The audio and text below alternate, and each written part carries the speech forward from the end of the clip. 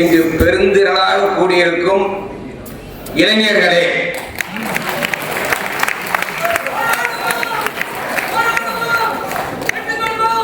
இந்த தயாரிப்பு கூட்டத்திலேயே கிட்டத்தட்ட ஒரு எச்சரிக்கையை நான் பண்ணேன். என்ன எச்சரிக்கைன்னா, அண்ணாமலை மன்றத்தில் சீட்டு 744 தான். அதனால சிஜிபிஎஸ் சார்பாக 400 பேரை அழைக்க வேண்டும் என்று இருந்தோம். ஆனால் நாங்கள் 250 குறைத்துக் கொள்கிறோம் என்று சொன்னதை மீறி சிஜிபிஎஸ் சார்பாக மட்டுமே 350 பேர் வந்திருக்கிறார்கள். தோழர் உள்ள சொல்றார், உள்ள மட்டும் நின்றுகிட்டு இல்ல, வெளியில 200 பேர் நின்று கொண்டிருக்கிறார்கள் என்று. அப்போ ஒரு விஷயம் தெளிவாகிவிட்டது, இவர்கள் ஓய்வு பெற்றவர்கள் தான், ஓய்ந்து போனவர்கள் இல்லை என்ற ஒரு செய்தி அரசாங்கத்தின் காதுக்கு போகும் என்பது எனக்கு தெரியும். சர்ச்சில் 2ஆம் உலகப் போர் நடக்கிற பொழுது உலக நாடுகளை பார்த்து ஒரு விஷயத்தை சொன்னான். என்ன சொன்னானா, I will fight it in the air. நான் வானத்தில் சண்டை போடுவேன். I will fight it in the earth. தரையில் தரைப்படைய வைத்து சண்டை போடுவேன். I will fight it in the water. கப்பற்படையை வைத்துக் கொண்டு தண்ணீரிலும் சண்டை போடுவேன் என்று சொன்னார். அப்போ 3 மாதிரியான போராட்டத்தை நடத்துவேன் என்று சொன்னார். தோழர் ராகவேந்திரன் அவர்கள் இங்கே பேசியதை பாராளுமன்றத்துக்கு உள்ளேயும் மத்திய ஓய்வூதியர்களால் போராட வைக்க முடியும், வெளியிலேயும் போராட முடியும், நீதிமன்றத்தில் போராட முடியும் என்பதை நாம் நிரூபிக்க இருக்கிறோம் என்பதை கூறிக்கொண்டு, நான் நிறைய நேரம் பேச போறதில்லை. ரொம்ப கஷ்டமான கடமையை கொடுத்திருக்காரு. 10 நிமிஷம் பேசினா போதும்ட்டாரு. தோழர் டிஜி அவர் மேஜர் சுந்தரராஜன் மாதிரி இங்கிலீஷ் தமிழ் 2 சொன்னாரு. நான் அவர் போட்டிருக்கிற சர்க்குலர்ல இருந்து ஒரே ஒரு விஷயத்தை நான் தமிழ்லயே படிச்சு காட்டுறேன். அவர் போட்ட தமிழ் சர்க்குலர் இல்ல நான் அதுக்கப்புறம் தான் நான் பேச போறேன். அதாவது பாரா 149(4) அது நம்முடைய தீர்மானத்திலும் இருக்கிறது. ஆனா தமிழுக்காக இதை படிக்கிறேன். மத்திய அரசு ஏற்றுக்கொண்ட ஊதியக்குழுவின் பரிந்துரைகளின் அடிப்படையில் வழங்கப்படும் ஓய்வூதிய மாற்றம் மத்திய அரசு, நல்ல கவனிங்க, மத்திய அரசு நிர்ணயிக்கும் தேதியில் இருந்துதான் அமலாகும். இதை எப்படி புரிஞ்சுக்கணும்? மத்திய அரசு சொல்லுகிற தேதியில் இருந்தா என்ன அர்த்தம்? இப்ப 8வது சம்பள கமிஷன் அறிவிச்சிட்டாங்க, அது ஜனவரி மாசமே. ஏன்னா பிப்ரவரி மாசம் டெல்லியில தேர்தல், அதான விஷயம். ஏன் ஜனவரியில அறிவிச்சாங்க? பிப்ரவரியில டெல்லியில தேர்தல். டிசம்பர் பாராளுமன்றத்தில் என்ன சொன்னாங்க? மத்திய அரசு ஊழியர்களுக்கு ஊதியக்குழு அமைக்கிற எண்ணம் இருக்கிறதா என்று கேட்டதுக்கு நம்ம அத்தை நிர்மலா சீதாராமன் என்ன சொன்னாங்கன்னா, எங்களுக்கு அப்படி ஒரு ஐடியாவே இல்லைட்டாங்க. எங்களுக்கு டிசம்பர் மாதம் ஐடியாவே இல்ல, பிப்ரவரி மாதம் தேர்தல், ஜனவரி மாதம் அறிவிப்பு வந்துருச்சு. அதுக்கு அடுத்தது படிக்கிறேன். 29/3/2025 அன்று அரசியல் அவர் சொன்னார் பாருங்க, அந்த நோட்டிபிகேஷன், கெசட் நோட்டிபிகேஷன், ஊதிய குழுவின் பரிந்துரையை அமலாக்கும் போது ஓய்வூதியர்களிடையே பாகுபாட்டை உருவாக்கும் அதிகாரம் மத்திய அரசுக்கு உள்ளது. இப்ப புரியுதுங்களா? அதாவது 8வது சம்பள கமிஷன் எந்த தேதியிலிருந்து அமல்படுத்தப்படலாம்?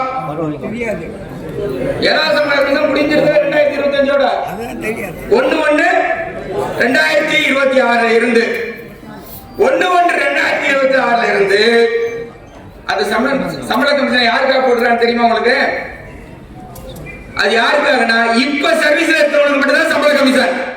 நல்லா தெரிஞ்சுங்க, இதுக்கு மீனிங் அதுதான். இப்ப யாரு சர்வீஸ்ல இருக்காங்களோ அவங்களுக்கு மட்டும்தான் சம்பள கமிஷன், ரிட்டையர் ஆனவங்களுக்கு இல்ல. ஒருவேளை ரிட்டையர் ஆனவங்களை பற்றி சம்பள கமிஷன் ஒரு பரிந்துரை செய்தால் அந்த பரிந்துரை எப்ப இருந்து பொருந்தும்? அதை யார் முடிவு செய்வாங்க? எந்த தேதி என்பதையும் அது ரெட்ரோஸ்பெக்டிவா பிராஸ்பெக்டிவா என்பதை முடிவு செய்பவர் யார்? மத்திய அரசாங்கம். இது ஏன் இப்ப கொண்டு வந்தாங்கன்னா ஒரு முக்கியமான விஷயமும் இருக்கு. ஏன்னா ஆதாயம் இல்லாம என் ஊர்ல பழமொழி சொல்லுவாங்க, ஆதாயம் இல்லாம சொன்னா ஜாதின்னு சொல்லிடுவாங்க. நான் சொல்ல, நீங்க சொல்லிட்டீங்க. ஏன் இந்த சட்டத்தை கொண்டு வர்றாங்க? நகர ஜட்ஜ்மெண்ட்டுக்கு எதிரானது. அது கான்ஸ்டிடியூஷனல் பெஞ்ச் ஒய்வி சந்திரசூட் தலைமையில இருந்து சென்னப்ப ரெட்டி போன்றவங்க இருந்தாங்க.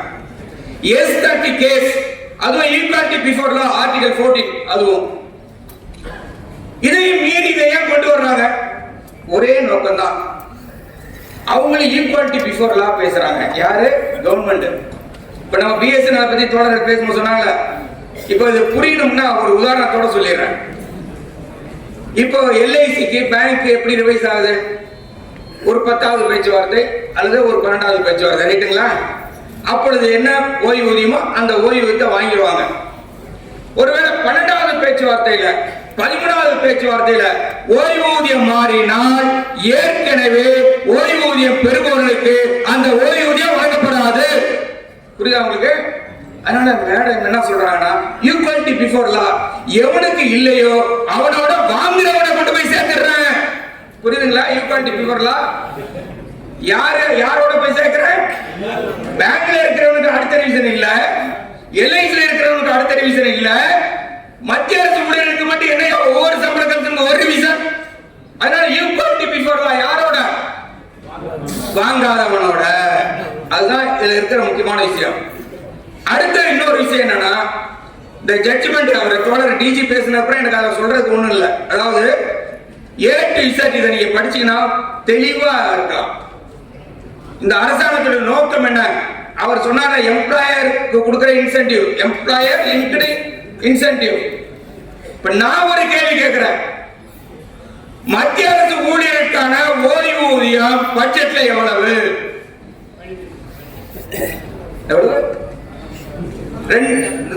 4%. எத்தனை லட்சம் கோடியா இருக்கலாம்? 2 லட்சம் கோடியா இருக்கலாம். ஆனா கடந்த 5 வருடங்களில் ஓய்வூதியத்துக்கான செலவு என்பது மாறவே இல்லை. நல்லா ஞாபகம் வச்சுங்க. ஓய்வூதியத்துக்கான தொகை அதிகரிக்கவே இல்லை. அப்ப என்ன நோக்கம்? அரசாங்கத்துக்கு பணத்தை மிச்சப்படுத்தணுமா? அரசாங்கத்தில் பணத்தை மிச்சப்படுத்தி என்ன பண்ண போறீங்க? யாருக்கு கொடுக்க போறீங்க? இது ஒண்ணு பாருங்க, நான் ஒண்ணுமே சொல்லல. அரசாங்கத்துக்கு பணத்தை மிச்சப்படுத்தி நம்ம சாப்பிடுற உப்புக்கு வரி போட்டு, நம்ம குழந்தைங்க சாப்பிடுற பிஸ்கட்டுக்கு வரி போட்டு, சாக்லேட்டுக்கு வரி போட்டு, தயிருக்கு வரி போட்டு, பாலுக்கு வரி போட்டு நம்ம கிட்ட வரியும் வாங்குறான். பென்ஷனையும் மிச்சப்படுத்த போறானா? மிச்சப்படுத்தி யாருக்கு கொடுக்க போற? நீ இந்திய நாட்டினுடைய முதலாளிகளுக்கு இதுவரையில் பாஜக அரசாங்கம் தள்ளுபடி செய்த பணம் 18 லட்சம் கோடி. எனக்கு செலவு பண்ற பணம் எவ்வளவு? தோழர் பேசுகிற பொழுது சொன்னார், நம்ம மத்திய அரசு மாநில அரசு ஓய்வூதியர் பொதுத்துறை சேர்த்தா 2 கோடி பேர் வருவோம். ஓய்வூதியர்கள் மட்டும் ஒரு குடும்பத்துக்கு 2 பேருன்னா 4 கோடி. 4 கோடி வாக்குகள் நம் பாக்கெட்ல இருக்கிறது என்பதை நீங்கள் ஞாபகம் வைத்துக் கொள்ளுங்கள்.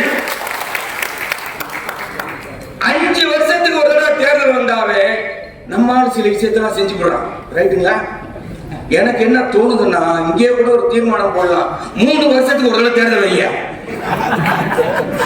அப்பதானே நாம சொல்றது நீ கேட்ப. நான் அதை சொல்லல. ஆனால் இந்த அரசாங்கம் யாருடைய பணத்தை பிடிக்க முயற்சி செய்கிறார்கள்? அதுதான். இப்ப பாம்பேல இருந்து ஒரு செய்தி வந்திருக்கு, பாத்தீங்களா? நீங்க சீட் ஆர்டர் கிளப் கேள்விப்பட்டிருக்கீங்க. சீட் ஆர்டர் கிளப், அதுக்கு பேரு எங்க ஊர்லயா பள்ளிக்கூடம்னு பேரு. ஏன்னா பள்ளிக்கூடத்து பையன் கரெக்டா போறானா இல்லையோ சீட் ஆர்டரும் கரெக்டா போயிடும். அடுத்தது என்ன கிளப்? லேடிஸ் கிளப், அது வைஸ்மென்ஸ் கிளப், லயன்ஸ் கிளப், இப்படி எல்லா கிளப்பும். லாப்டாப் கிளப்னு கேள்விப்பட்டிருக்கீங்களா? நம்ம வீட்டுல சிரிச்சுக்கவே முடியல.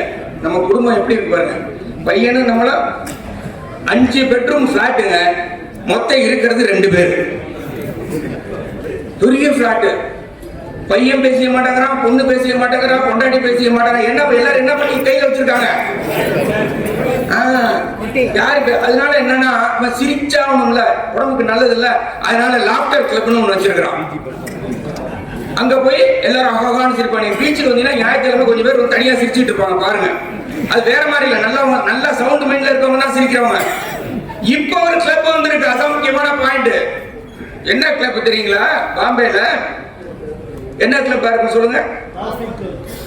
அது பழசு. புது கிளப் யாருமே செய்தி பார்க்கறது இல்லையா? கிரையிங் கிளப், அழுகிற கிளப்புங்க. அவன் வீட்டுல உட்காந்து ஒப்பார வைக்க முடியலன்னா, அந்த அம்மாவுக்கு வீட்டுல உட்காந்து ஒப்பார வைக்க முடியலன்னா, எங்க கிளப்புக்கு வந்து நீங்க 1 மணி நேரம் 2 மணி நேரம் வாடகைக்கு எடுத்து ஒப்பாரி வைங்க. கேள்விப்பட்டிருக்கோமா? அவர்கள் ஒப்பாரி வைப்பார்கள், பணம் கொடுத்து ஒப்பாரி வைப்பார்கள். ஓய்வூதியர்கள் யாரும் ஒப்பாரி வைக்க மாட்டார்கள். அதான் பாயிண்ட்.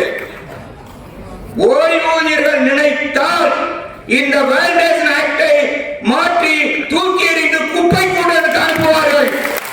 நம்மால் முடியும். அதனால ஓய்வூதியர்கள் என்றால் ஓய்வு பெற்றவர்கள் அலுவலகத்தில்.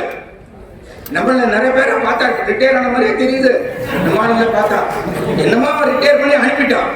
அதனால இன்னைக்கு நான் பல கூட்டங்களுக்கு போறேன். அதையும் உங்கள்ட்ட தகவலை சொல்லணும். சர்வீஸ்ல இருக்கவங்களுக்கு கூட்டத்துக்கு போவேன். பெரும்பாலும் கூட்டம் எவ்வளவு இருக்குன்னா ஒரு 50 பேர் இருப்பாங்க, சில இடத்துல பெரும்பாலும் 100 பேர் இருப்பாங்க. பென்ஷனர் கூட்டத்துக்கு போனா அந்த ஹால் எப்பவும் ஃபுல்லா இருக்குங்க. ஏன்னா போராடுற கூட்டம் அங்க குறையுது. போராடுற கூட்டம் ஓய்வூதியர் சங்கத்து பக்கம் வந்திருக்கிறது. அப்ப இந்த வேண்டேஷன் ஆக்ட் என்ற பெயரில் தோழர் டிஜி பேசுற சொன்னாரோ, உலகத்தில் எந்த அரசாங்கம் இது மாதிரி நடந்துட்டதே கிடையாது. எவனாவது ஒருத்தன் ஒரு சட்டத்தை 53 வருஷம் பின்தேடிட்டான்னு சொல்லுவானா? 53 வருஷம் எங்கேயா கேள்விப்பட்டிருக்கீங்களா? 53 இயர்ஸ் பேக் டேட் போட்டு எப்போ 72க்கு கொண்டு போறோம். 72ல இருந்து 2025க்கு கொண்டு வரோம்.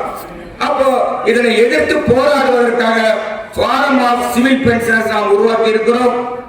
அந்த ஃபாரம் ஆஃப் சிவில் பென்ஷனர் தோழர் டிஜி சொல்றது போல ஏற்கனவே ஒரு அமைப்பை உருவாக்கி விட்டு இந்த மாநாட்டுக்கு வந்திருக்க வேண்டும். காலதாமதம் ஆகிவிட்டது என்றாலும் கூட தமிழ்நாட்டில் இருக்கிற ஃபாரம் ஆஃப் சிவில் பென்ஷனரை நாம் மிக பெரிய போராட்ட சங்கமாக மாற்றுவதற்கு சிஜிபிஏ உங்களோடு துணை இருக்கும் என்று கூறி விடைபெறுகிறேன். ஒன்றுபடுவோம், போராடுவோம், முன்னேறுவோம்.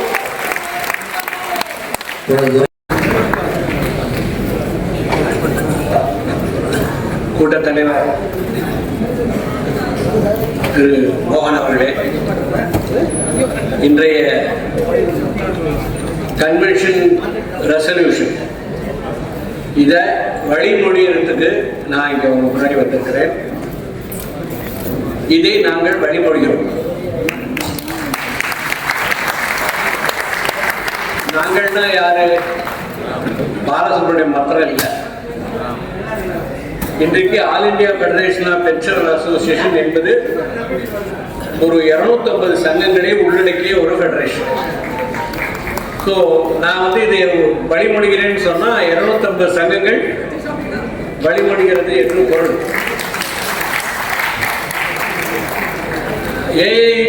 All India federation of pensioner அசோசியேஷனுடைய தலைவர் என்கின்ற முறையில் நாங்கள் தமிழ்நாட்டில்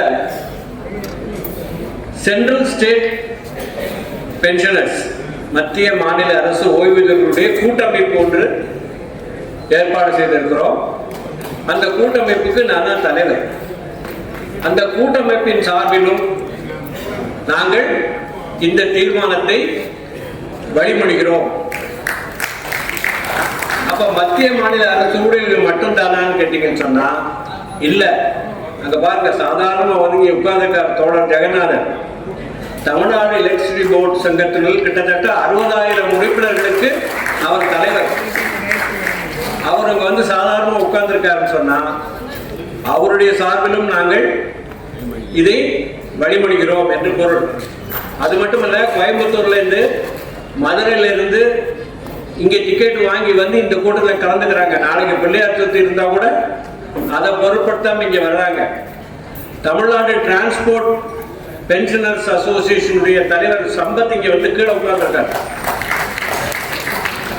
அவர் மதுரையிலிருந்து இங்க வந்த கன்வென்ஷனுக்காக வந்திருக்காருன்னு சொன்னா நம்முடைய உணர்ச்சிகள் என்னன்னு கேட்டீங்கன்னா, மத்திய அரசு ஊழியர்கள் மட்டுமல்ல, பொதுத்துறை ஊழியர்கள் மட்டுமல்ல, மாநில அரசு ஊழியர்களும் மாநில பொதுத்துறை ஊழியர்களும் இன்றைக்கு நம்முடைய இந்த போராட்டத்திற்கு பின்னாலே நிற்கிறார்கள் என்பது நிதர்சனமாக தெரியும். இதுக்கு என்ன காரணம் என்ன? இதுல நான் ரெண்டு விஷயம் சொல்லணும். என்ன பொறுத்த வரைக்கும் நான் ஸ்கோவாவில் ஒரு பெர்மனன்ட் உறுப்பினர், அரசாங்கத்துடன் நேரடியாக பேசுவதற்கான ஒரு வாய்ப்பு எனக்கு இருக்கிறது. அரசாங்கத்தில் ஏற்கனவே நிர்மலா சீதாராமன் உறுதிமொழி அளித்திருக்கிறார்கள். செக்ரட்டரி பென்ஷன் உறுதிமொழி அளித்திருக்கிறார். இப்ப 7ஆம் தேதி ஆகஸ்ட் மாசம் ஒரு மீட்டிங் நடந்தது. அதுல ஜாயிண்ட் செக்ரட்டரி பென்ஷன் என்ன சொல்றாரு, பென்ஷனருடைய உரிமையை, பென்ஷனுடைய நலனை காப்பாற்ற வேண்டிய பொறுப்பு department of pension and pension welfare இருக்கு, அதனால உங்களை நாங்க ஒட்டு கொடுக்க மாட்டோம் அப்படின்னு சொல்ற. என்றாலும் நம்ம இங்க போராட வருகிறோம். காரணம் என்ன? அதிகாரிகள் சொல்லுகின்ற சொல் ஒரு நீரில் மீது எழுப்பப்படக்கூடிய எழுத்து திடீர்னு மாறிடும். நான் அப்படின்னு சொன்னேன், நான் சொன்னது தப்பா சொல்லியிருப்பேன், வரலாம். ஆக இன்றைக்கு நம்ம தோழர் ராகவேந்திரன் திடீர்னு 3ஆம் தேதி ஒரு ஆர்ப்பாட்டம்னு ஒரு கால் கொடுத்தார். யாரையும் கலந்து அவர் கொடுக்கல, ஒன்றுபட்ட முடிவு அல்ல. இருந்தாலும் கோபாலகிருஷ்ணன் எனக்கு போன் பண்ணி இதுக்கு நம்ம உடனடியா எதிர்ப்பு தெரிவித்தாக வேண்டும், அதனால 3ஆம் தேதி ஆர்ப்பாட்டத்தில் அழைக்கிறாங்களோ அழைக்கலையோ நாம் எல்லாரும் ஒன்னா கலந்துக்கணும் அப்படின்ற சஜஷனை கோபாலகிருஷ்ணன் சொன்னாரு. உடனடியாக all India federation of pension அசோசியேஷனுடைய சார்பாகவும் நாம் அந்த 3ஆம் தேதி ஆர்ப்பாட்டத்தில் கலந்து கொண்டோம். அது மாபெரும் வெற்றி. அது மட்டுமல்ல, மனித சங்கிலி போராட்டம், அதுல ஆண்கள் கலந்து கொள்வதற்கு சாதாரணமான விஷயம். ஆனால் வீட்டில் இருக்கக்கூடிய பணிச்சுமையும் பொருட்படுத்தாமல் நூற்றுக்கணக்கான பெண்கள் அதில் கலந்துட்டாங்கன்னு சொன்னா அவர்களுக்கு நாம் நடைவெடுக்க வேண்டிய கட்டாயத்தில் இருக்கிறோம். இன்றைக்கு என்ன புரிந்திருக்கிறது என்று சொன்னால், தமிழ்நாட்டை பொறுத்த வரைக்கும் மத்திய அரசாங்க ஊழியர்களுக்கு ஓய்வூதியமோ அல்லது சம்பள உயர்வோ வந்தால்தான் மாநில அரசு ஊழியர்களுக்கு வரும் என்பதை புரிந்து கொண்டிருக்கிறார்கள். அதே மாதிரி மாநில அரசு ஊழியர்களுக்கு வந்தால்தான் மாநில பொதுத்துறையில் இருக்கக்கூடியவர்களுக்கும் ஊதிய உயர்வு வரும் என்பதை அனைவரும் புரிந்து கொண்டிருக்கிறார்கள். சோ அந்த அடிப்படையில் இன்றைக்கு மத்திய அரசாங்கத்தில் நடக்கக்கூடிய நடவடிக்கைகள் மத்திய மாநில பொதுத்துறை அனைவரையும் பாதிக்கும் என்ற உணர்வு நம்மிடம் இருக்கிறனால்தான் இன்னைக்கு பிஎஸ்என்எல்லோ எம்டிஎன்எல்லோ அல்லது மற்ற பொதுத்துறை ஊழியர்களோ டிரான்ஸ்போர்ட் ஊழியர்களோ இங்க வந்து கலந்துக்கிறாங்கன்னு சொன்னா இந்த உணர்வு நம்மிடம் வந்திருக்கிறது. இதை நாம் வலுப்படுத்த வேண்டும். எப்படி எதுக்காக வலுப்படுத்த வேண்டும் கேட்டீங்கன்னு சொன்னா, அரசாங்கம் தாக்குதல் தொடங்கக்கூடிய நேரத்தை நீங்க கவனிங்க. 2004 என்ன முடிஞ்சது? சென்ட்ரல் கவர்மெண்ட் பொறுத்த வரைக்கும் 2004 பழைய ஓய்வு திட்டம் முடிவு பெற்று விட்டது. தமிழ்நாடு அரசாங்கத்தில் 2003 பழைய ஓய்வு திட்டம் முடிந்து விட்டது. அப்ப இந்த பழைய ஓய்வு திட்டத்திற்கு கடைசியாக ஓய்வு பெறக்கூடிய வயது என்ன? எந்த வருஷம் ஓய்வு பெறுவாங்க? கடைசியாக 2003 4 மார்ச்ல சேர்ந்தவங்க 2037 மார்ச்ல ஓய்வு பெறுவார்கள். இப்ப நம்ம வாங்கக்கூடிய பே கமிஷன் 1/1/2026 இருந்து அடுத்த பே கமிஷன் எப்ப வரணும்? 10 வருஷம் கழிச்சுன்னா 2036. அந்த 2036 ஓல்டு பே கமிஷன்ல வேலை பார்த்த ஓய்வு பெற்றவர்கள் எத்தனை பேர் உயிரோட இருப்போம்? கிடையாது. அப்படி இருக்கும் பொழுது இந்த 2026 வரக்கூடிய பே கமிஷன் ஒன்றுதான் நமக்கு பாதுகாப்பு அளிக்கக்கூடிய ஒரு பே கமிஷனாக இருக்க முடியும். அதற்கு பின்னாலே வரக்கூடியது எந்த விதமான முடிவும் இன்னைக்கு நம்ம சொல்ல முடியாது. வருமா வராதான்றது மட்டுமல்ல, வந்தாலும் எத்தனை பேர் பெனிஃபிட் ஆவாங்கன்னு சொல்ல முடியாத சூழ்நிலை. அப்ப இந்த சூழ்நிலையில் அரசாங்கம் ஏன் இதை கொண்டு வருது? இதுக்கு காரணம் என்ன கேட்டீங்கன்னு சொன்னா, நம்மளை தாக்கக்கூடியது மட்டுமல்ல, நாம இன்னும் ஒரு செக்ஷனை மொபைலைஸ் பண்ண வேண்டிய கட்டாயத்தில் இருக்கும். அதுக்காக நான் ராகவேந்திர நோட்டீஸ் கொண்டு வரேன். என்னன்னு கேட்டீங்கன்னா, மத்திய ஓல்டு பென்ஷன் ஸ்கீமில் வேலை பார்த்து ஓய்வு பெற்றவர்களுடைய ஃபேமிலி பென்ஷனர்ஸ், அதே மாதிரி நியூ பென்ஷன் ஸ்கீமில் வேலை பார்த்து ஓய்வு பெற்று இருக்கக்கூடிய அவர்களுடைய ஃபேமிலி பென்ஷனர்ஸ், அதே மாதிரி இந்த யூபிஎஸ் இப்போ நீங்கள் வந்துருக்கீங்க யுனைடெட் பென்ஷன் சிஸ்டம், அந்த யூனிஃபைட் பென்ஷன் சிஸ்டத்தில் இருந்து ஓய்வு பெறக்கூடியவர்களுக்கும் ஃபேமிலி பென்ஷன் சிசிஎஸ் பென்ஷன் உள்ள வழங்குவதற்கான ப்ரொவிஷன் இருக்கு. ஆக எல்லா ஃபேமிலி பென்ஷனர்களும் 2030க்கு அப்புறம் என்ன வாங்க முடியும்? ஃபேமிலி பென்ஷன் வாங்கணும்னு சொன்னா இந்த சிசிஎஸ் பென்ஷன் ரூல் உயிரோடு இருக்க வேண்டும். இந்த சிசிஎஸ் பென்ஷன் ரூல் அமல்படுத்தப்பட வேண்டும். ஆக நம்ம மட்டுமல்ல, நம்முடைய குழந்தைகள் யாரு, அன்மேரிட் டாட்டர், விடோ டாட்டர், ஹேண்டிகாப்டு பையன், இவங்களையெல்லாம் நம்ம விட்டுட்டு போனோம் சொன்னா அவங்க எதிர்காலம் ஒன்றாக இருக்க வேணுமா வேண்டாமா? அந்த அடிப்படையில் பார்க்கும் பொழுது அரசாங்கம் நமக்கு எதிராக மட்டுமல்ல, நம்முடைய சந்ததிகளுக்கு எதிராகவும் ஒரு மிகப்பெரிய அடக்குமுறையை தொடுக்கிறது என்பதை நாம் புரிந்து கொள்ள வேண்டும். இப்ப நாம ராகவேந்திர முயற்சியில ஒரு ஒன்றுபட்ட இயக்கத்தை உண்டாக்க முடிந்திருக்கிறது. நம்மால அவருக்கு நம்ம நன்றி சொல்ல கடமைப்பட்டிருக்கிறோம். காரணம் கேட்டீங்கன்னா அந்த ஸ்பார்க் எங்கேருந்து வருதுன்றதுதான் முக்கியம். அந்த ஸ்பார்க் டெல்லியில ராகவேந்தர் இருக்கனால வந்தது, இல்லைன்னா வந்திருக்காரு. ஸோ அந்த ஸ்பார்க் வந்த பிறகு கோர்ட்டுக்கு போகணும் அப்படின்ற ஒரு நிலைமையில இருக்கும். ஏன் கோர்ட்டுக்கு போகணும் அப்படின்னு கேட்டீங்கன்னு சொன்னா, ராகவேந்திரன் முயற்சி பண்ணி 2026க்கு முன்பாக இந்த கேஸை அட்மிட் நம்ம பண்ணி வாங்கணும். இந்த கேஸ் சுப்ரீம் கோர்ட்ல அட்மிஷன் ஆயிடுச்சுன்னு சொன்னா இந்த validation act will become sub judice. என்ன ஆகும்? சட்டத்தில் போராட்டங்களுக்கு உட்பட்ட நிலைமையில அது வந்துடும். அப்படி சப் ஜுடிஸ் ஆயிடுச்சுன்னு சொன்னா நமக்கு 8ஆம் சம்பள கமிஷன் ஒருவேளை டேர்ம்ஸ் ஆஃப் ரெஃபரன்ஸ் மூலமாக கவர்மெண்ட் கொடுத்து நமக்கு 8ஆம் சம்பள கமிஷனுடைய பாதுகாப்பு கிடைக்கும், அதனுடைய பலன்கள் கிடைக்கும் என்ற நிலைமை வந்த அப்போ இந்த அரசாங்கம் இந்த சட்டத்தை நீட்டியது என்று சொன்னால் இது சப்ஜுடிஸ், இதை நீ பயன்படுத்த முடியாது என்கின்ற ஒரு உத்தரவாதத்தை நாம் சுப்ரீம் கோர்ட்டிலிருந்து பெற்றாக வேண்டும். ஏன் உடனே பண்ணணும் அப்படின்னு கேட்டீங்கன்னு சொன்னா, நாம எல்லாம் வயசானவங்க, இன்னைக்கு இருக்கவங்க நாளைக்கு இல்லை. நேற்று பாரத பென்ஷன் சமாஜ் செக்ரட்டரி மகேஸ்வரி உயிரோடு இருந்தாரு, எங்கூட 11 மணிக்கு பேசினாரு. குடிக்க போனவர் அங்கேயே கீழே விழுந்து இறந்து போயிட்டாரு. ஆக நம்முடைய வயதை கணக்கில் எடுத்துக்கொள்ளும் பொழுது நாம ரொம்பவும் அவசரப்பட்ட காரியங்கள் ஆக்க வேண்டிய கட்டாயத்தில் இருக்கோம். அதனால உடனடியாக இதை ஆர்ப்பாட்டங்கள் நடத்துவதன் மூலமாக இன்றைக்கு நமக்கு மிகப்பெரிய ஒற்றுமையை நாம் வெளிப்படுத்தி இருக்கிறோம். ஆனா இந்த ஒற்றுமையை வெளிப்பாட்டை பேப்பர் போடுவான நாளை காலையில் ஃபோர்த் எஸ்டேட் சொல்றோம் இல்லையா, ஜனநாயகத்தின் அவங்க பாரபட்சமாக நடந்து கொள்கிறார்கள். நீங்க நல்லா யோசிச்சு பாருங்க. பார்லிமெண்ட்ல இப்போ ஒரு மசோதா வந்துச்சு. என்ன மசோதா வந்தது? 30 நாட்கள் ஜெயில இருந்து அரசியல் பதவியில் இருக்கக்கூடிய சீஃப் மினிஸ்டரோ அல்லது மினிஸ்டரோ இருந்தாங்கன்னு சொன்னா அவங்களுக்கு பதவி கிடையாது அப்படின்னு ஒரு சட்டம். அந்த சட்டம் வந்த உடனே எல்லாரும் போய் என்ன செய்யறாங்க? அமித்ஷாவுக்கு முன்னாடி அந்த சட்டத்தை கிழிச்சு போடுறாங்க. ஆனா அப்படிப்பட்ட ஒரு கோபம் நம்முடைய 2025 வேலிடேஷன் ஆக்ட் வந்த பொழுது யாருக்கும் வரல. ஆக அந்த எம்பிகளுக்கு நாம் எஜுகேட் பண்ணணும், பேப்பர்ல இருக்கிறவங்களுக்கு நாம எஜுகேட் பண்ணணும். அந்த அளவில் அடுத்த 2 போராட்டங்கள் இருக்கிறது. டெல்லியில இவர் நமக்கு என்ன சொல்லிட்டாருன்னா, 500 பேர் தான் எனக்கு டெல்லியில ஆர்ப்பாட்டம், சென்னையிலேருந்து இங்க 30 பேர் தான் வரணும்னு சொல்லியிருக்காங்க. ஏற்கனவே நாங்க 6 பேர் டிக்கெட்டு புக் பண்ணிட்டோம் டெல்லிக்கு. ஆனால் இன்னும் நிறைய பேர் டெல்லிக்கும் வர்றேன் அப்படின்னு சொல்றாங்க. ஆகவே இந்த 500 பேர் என்ற லிமிட்டை நீங்க கொஞ்சம் டெல்லியில அதிகப்படுத்துகிறீர்கள் என்று சொன்னால் நாம் நிச்சயமாக டெல்லியிலே ஒரு வெள்ளத்தை உருவாக்க முடியும். இன்றைக்கு இங்கே எப்படி ஒரு வெள்ளத்தை உருவாக்கி இருக்கிறோமோ அதே மாதிரியான ஒரு வெள்ளத்தை டெல்லியிலே உருவாக்க முடியும்.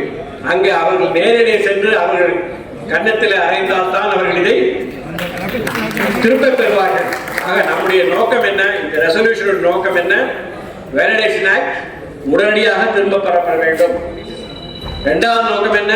8ஆம் சம்பள கமிஷன் உடனடியாக அமைக்கப்பட வேண்டும். அமைக்கப்பட்ட அந்த 8ஆம் சம்பள சிபாரிசுகள் ஏற்கனவே இருக்கக்கூடிய ஓய்வூதியர்களுக்கு அமலாக்கப்பட வேண்டும். அது மட்டுமல்ல, அவர்களுக்கு பிஎஸ்என்எல், எம்டிஎன்எல் போன்ற தனியார் துறையில் இருக்கக்கூடியவர்களுக்கு கிடைக்கக்கூடிய ஓய்வூதிய பலனை நீங்கள் அனைவருக்கும் வழங்க வேண்டும். எல்லாத்துக்கும் மேல ஒரு ஸ்டெப் போய் ராகவேந்திரன் என்ன சொன்னாரு, எப்படி ஓபன் சொசைட்டி கொண்டு வரும் இல்லையா? என்ன சொசைட்டி? முன்னெல்லாம் ஜனநாயக சோசலிச சித்தாந்தத்தில் இருந்த அரசாங்கம் என்ன மாறிச்சு? கார்பரேட் செக்டர் இருக்கக்கூடிய ஓபன் அரசாங்கமா மாறிது. நம்ம என்ன பண்ணோம்? நம்முடைய எக்கானமியை ஓபன் பண்ணி விட்டோம். அப்ப எக்கானமி ஓபன் பண்ணி விடும் பொழுது என்ன கண்டிஷன் கேட்டீங்கன்னு சொன்னா, you must create a fund whereby the interest of the common people is protected. அந்த காமன் பீப்புளுடைய இன்ட்ரெஸ்டை ப்ரொடெக்ட் பண்ணுவதற்கான எந்த விதமான நடவடிக்கையும் 1990க்கு பிறகு இந்திய அரசாங்கத்தால் ஏற்படுத்தப்படவில்லை. 70ல லேசா 200 ரூபாய் ஓல்ட் ஏஜ் பென்ஷன் கொடுத்தாங்க. இன்னைக்கு வரைக்கும் அந்த 70 ரூபாய் 200 ரூபாய் என்பது உயர்த்தப்படவில்லை. ஆக வயதானவர்கள் வாழ்வதற்கு இன்றைக்கு ஸ்ட்ரகிள் என்ன சொல்றது, போராட வேண்டிய ஒரு கட்டாயம் இருக்கிறது. ஆக இன்றைய வயதானவர்கள் அதிகமாக கூடிய இந்த சமுதாயத்தில் இனிமே என்ன வரக்கூடிய சமுதாயம் இன்னைக்கு வேர்ல்ட்ல பாத்தீங்கன்னா சைனால உழைக்கும் கரங்களை விட யார் தான் ஜாஸ்தி?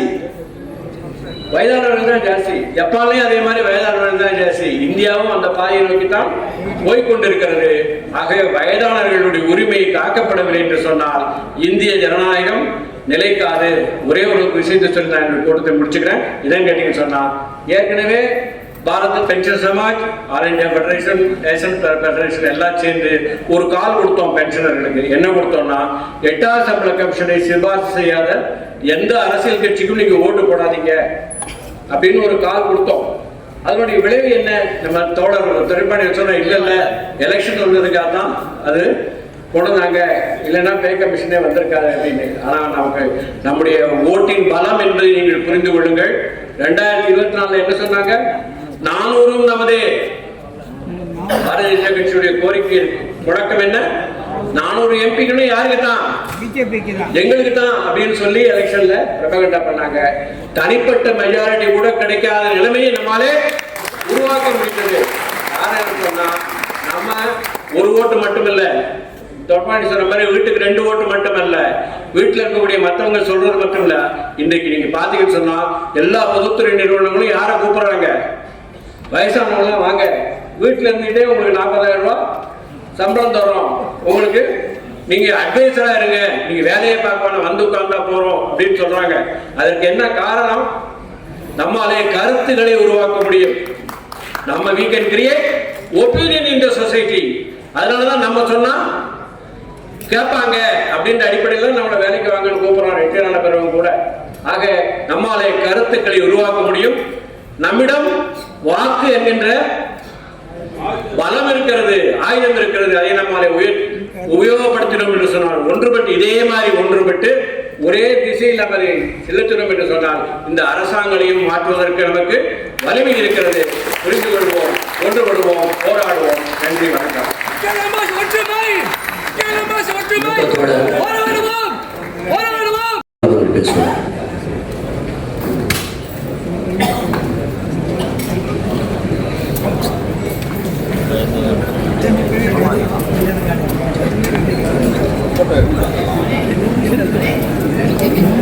The Forum of Street Pensioners NCCP-யை முன்கையெடுத்து Forum of Street Pensioners நடத்தக்கூடிய இந்த சிறப்பு மாநாட்டுக்கு பெருவாரியாக வந்திருக்கும் என்னுடைய ஓய்வூதிய நண்பர்களுக்கு நான் சார்ந்திருக்கக்கூடிய அகில இந்திய கணக்கு தணிக்கை ஓய்வூதிய சங்கத்தின் சார்பாக வீர வணக்கங்களையும் வாழ்த்துக்களையும் தெரிவித்துக்கிறேன். மேடையில் அமர்ந்திருக்கக்கூடிய தலைவர்களுக்கும் மேடைக்கு முன்னால் அமர்ந்திருக்கக்கூடிய ஓய்வூதியர்களுக்கும் மீண்டும் ஒருமுறை வணக்கங்களை தெரிவித்துக் கொள்கிறேன். இந்த பேச்சை ஆரம்பிப்பதற்கு முன்னால் NCCP-யுடைய மகாபொதுச் செயலாளர் தோழர் கே. ராகவேந்திரன் அவர்கள் முன்மொழிந்த இந்த தீர்மானத்தை நான் சார்ந்திருக்கக்கூடிய அகில இந்திய கணக்கு தணிக்கை ஓய்வூதிய சார்பாக வழிமொழிகிறேன். யாரும் எழுந்த வெளியே செல்ல வேண்டாம். இன்னொரு 40 நிமிஷத்தில் இந்த சிறப்பு மாநாடு முடிஞ்சிடும். ஆகவே அனைவரும் இருக்கையில் அமருமாறு கேட்டுக்கொள்கிறோம்.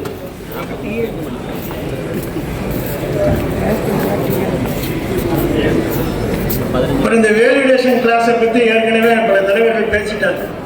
நான் ஒன்றே ஒன்று மட்டும்தான் சொல்ல விரும்புகிறேன். என்னன்னு சொன்னா, இது ஏதோ சடாலென நம் மீது தொடுக்கப்பட்ட தாக்குதல் அப்படிங்கிற மாதிரி நினைக்க வேண்டாம். இது ஏற்கனவே சதி திட்டம் தீட்டி இதை நம்மளை எவ்வாறு நம்மளை பிரிக்க முடியும், நம்மளை எவ்வாறு சிறுமைப்படுத்த இயலும், எப்படி கேட்டகரைஸ் பண்ண வேண்டும் என்ற பின்னணியில் 2-3 ஆண்டுகள் யோசித்த பிறகுதான் இதை கொண்டு வந்திருக்கிறாங்க. அதே மாதிரி இது ஏதோ S30 பென்ஷனர்ஸ்க்காக மட்டுமே என்ற ஒரு கருத்து வேற திட்டம் போட்டு சமூக ஊடகங்களில் பரப்புறாங்க. அதையும் நம்ம புறக்கணிக்கிறோம். அதே மாதிரி ஏற்கனவே வழங்கப்பட்ட உச்ச நீதிமன்ற நகாரா தீர்ப்பு அதை இந்த வேலிடேஷன் கிளாஸ் மறுதளிக்கிறது. அதே மாதிரி நீங்க வேலிடேஷன் கிளாஸை பார்த்தீங்கன்னு சொன்னா 1972 அதுக்கு பின்னால வரக்கூடிய பென்ஷன் அனாமலிக்காக ஓய்வூதியர்கள் நீதிமன்றத்துக்கு போய் அவங்களுக்கு நிலுவைத் தொகை வர வேண்டும் என்று ஒரு ஏற்பட்டால் அதை மறுதளிக்கக்கூடிய அந்த அதிகாரத்தையும் இந்த மத்திய அரசாங்கத்துக்கு இந்த வேலிடேஷன் கிளாஸ் வழங்குது. அதே மாதிரி நீங்க ஏற்கனவே பேசிய தலைவர்கள் சொன்ன மாதிரி குறிப்பிட்ட மாதிரி கேகே மிஷன் இன்றைய தேதியிலிருந்து அரியர்ஸ் வழங்கப்பட வேண்டும் என்ற தீர்மானிக்கக்கூடிய அதிகாரத்தையும் மத்திய அரசாங்கத்துக்கு தருது.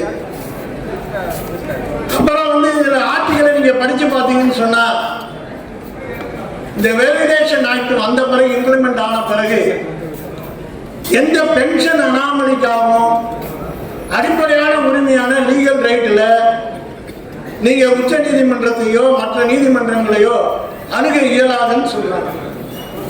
அப்ப வேலிடேஷன் கிளாஸ் நீங்க திரும்ப திரும்ப படிச்சு பார்க்கும் பொழுது, அதாவது இறந்த காலத்துல வந்த நிலுவைகளையும் வழங்க மாட்டேன், நிகழ்காலத்திலையும் நான் ஏதாவது நிலுவையோ உனக்கு ஏதாவது பிரயோஜனமா இருந்தாலும் வழங்க மாட்டேன். அதே மாதிரி எதிர்காலத்தில் இந்த வேலிடேஷன் ஆக்ட் வந்த பிறகும் கூட இதுல ஏதாவது உனக்கு நிலுவைத் தொகை வருகிற மாதிரி இருந்தால் அதையும் வழங்காத இருக்கக்கூடிய அதிகாரத்தை மத்திய அரசுக்கு வழங்குகிறது. ஆகவே 3 காலங்களிலும் நீங்க எந்த விதமான பிரயோஜனங்களையும் மத்திய அரசிலிருந்து பெற இயலாது என்பதை வரையறுக்கக்கூடிய சட்டமாக இந்த வேலிடேஷன் கிளாஸ் வருது. எங்கேயோ நம்ம கேள்விப்பட்ட மாதிரி இருக்கும். என்னன்னு சொன்னா, புராண கதைகள்ல தான் இந்த மாதிரி வரும். என்னன்னா, இரணியன் என்ற அரக்கன் என்னுடைய உயிர் இரவுலையும் போகக்கூடாது, பகலையும் போகக்கூடாது, வானத்திலையும் போகக்கூடாது, பூமியிலையும் போகக்கூடாது, அதே மாதிரி கடல்லையும் போகக்கூடாது, நீர்லையும் போகக்கூடாது, நிலத்திலையும் போகக்கூடாது, சிவபெருமான்ட்ட ஒரு வரம் வாங்கிட்டு வருவார்.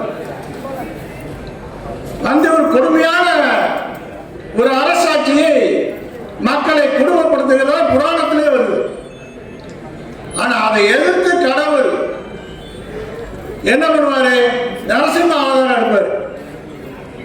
இப்ப நாம் எல்லாரும் நரசிம்ம அவதாரம் எடுக்கக்கூடிய நிலையில் நாம் இங்கு இருக்கிறோம் என்று நான் சொல்லிக்கொள்ள விரும்புகிறேன். ஏனென்று சொன்னால், எதிர்காலத்திலையும் நிகழ்காலத்திலையும் பிற்காலத்திலையும் எந்த காலத்திலும் உனக்கு எதுவுமே கிடையாது என்று சொல்லக்கூடிய ஒரு வேலிடேஷன் கிளாஸை நாம் அனைவரும் ஒற்றுமை கட்டி மிக பிரம்மாண்டமான அளவில் போரம் ஆஃப் சிவில் பென்ஷனர்ஸ் இந்த அமைப்பை நிறுவி பிரம்மாண்டமான அளவில் நம்ம கூட்டத்தை திரட்டி இந்த மத்திய அரசாங்கத்துக்கு ஒரு எச்சரிக்கை விடுக்கிறோம். இந்த போராட்டம் தொடரும். இந்த எச்சரிக்கை நீங்க சரியாக புரிந்து கொள்ளுங்கள். இப்படி புரிந்து கொள்ள தவறினால் போராட்டங்கள் தொடர்கதையாகும் என்ற பின்னணியில தான் இன்னைக்கு இந்த சிறப்பு கூட்டம், சிறப்பு கருத்தரங்கம் நடக்கிறது. ஒரே ஒரு விஷயத்தை மட்டும் சொல்லுகிறேன். என்னன்னு சொன்னா, பாராளுமன்றத்தில் மாண்புமிகு நிதியமைச்சர் இந்த வேலிடேஷன் பில்லை பற்றிய சந்தேகங்கள் வரும்போது ஒரு விஷயத்தை சொல்றாரு. டிஓபிடி செக்ரட்டரின்னு சொன்னாலும் சொல்றாங்க, பென்ஷன் செக்ரட்டரின்னு சொன்னோம்னு சொல்றாங்க, எல்லாரும் சொல்றாங்க. ஆனா என்ன சொல்றாங்க? உங்களுக்கு பென்ஷன் குறையாதுன்னு சொல்றாங்க. யார் கேட்டா பென்ஷன் கூடுமாங்கிறதான கேள்வி. இப்ப ரிவிஷன் ஆகி பென்ஷன் கூடுமா, அந்த கேள்விக்கு யாரும் பதில் சொல்லல. அப்ப அதன் மூலமாக அந்த கூடுகின்ற ரிவிஷன் ஆஃப் பென்ஷனை மறுதளிக்கக்கூடிய வேலிடேஷன் கண்டிப்பாக நாம் முன்னெப்போதும் இல்லாத அளவுக்கு ஒற்றுமை கட்டி போராடுவோம், எதிர்ப்போம், தூக்கி எறிவோம். நாம மேல குறி வைத்து தாக்கப்படும் போதெல்லாம் மிக பிரம்மாண்டமாக எழுவோம், வாழ்வோம் என்று கூறி வாய்ப்பு தோழருக்கு நன்றி கூறுகிறேன். தோழருக்கு நன்றி. அடுத்து